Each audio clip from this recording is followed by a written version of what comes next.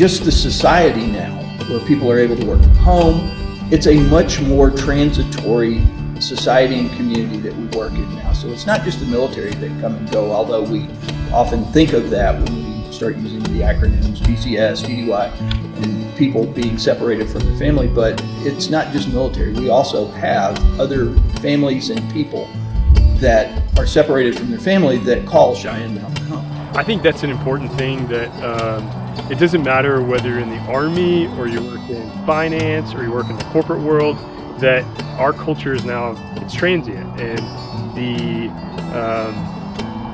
not the danger, but people are moving all the time, and really understanding that wherever you're at for a while, just sink yourselves into community, because it's good for your Christian walk, and it helps bear each other's burdens, and picks you up when you're down, and points you back to the gospel, and reminds you constantly of the gospel, both of its nature and its effects.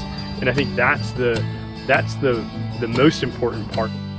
God planning, even before we had a conceptual idea and so forth.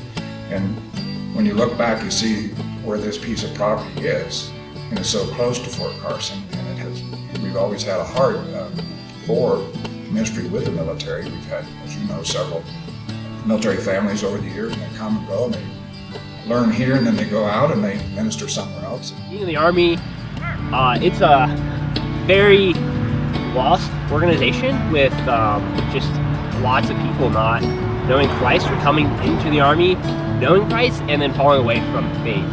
So it's a deep, dark place. So one, I think it's great.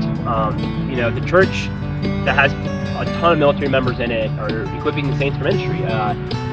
It prepares someone for like me or others to go into our workplace or units and to help share that gospel and bring hope and joy to this dark, deep place that is just sad. And secondly, we, move all over the place. And, you think about it, missionaries are constantly fundraising to be able to go take the gospel to other countries and stuff. And here our government's paying for it, right? The military is sending people to Korea and Europe and places in Africa and the Middle East where, Christianity isn't that big, and it gives us the opportunity to share the gospel of Christ with other members of the military. Just encouraging people to get into a church is huge. So having Cheyenne Mountain right here, the fact that they want to reach out to military is huge, because not a lot of churches that's not even on their radar.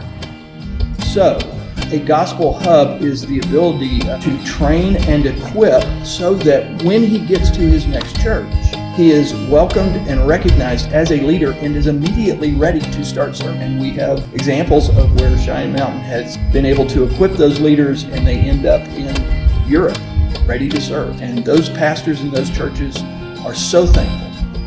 Why we see this need for a second pastor. We need someone to come in and help us set up a discipleship plan to create more small groups where those folks can connect and grow. And that's part of our vision for how we can expand and impact this community. We want to be faithful in this strategic location that God's given us.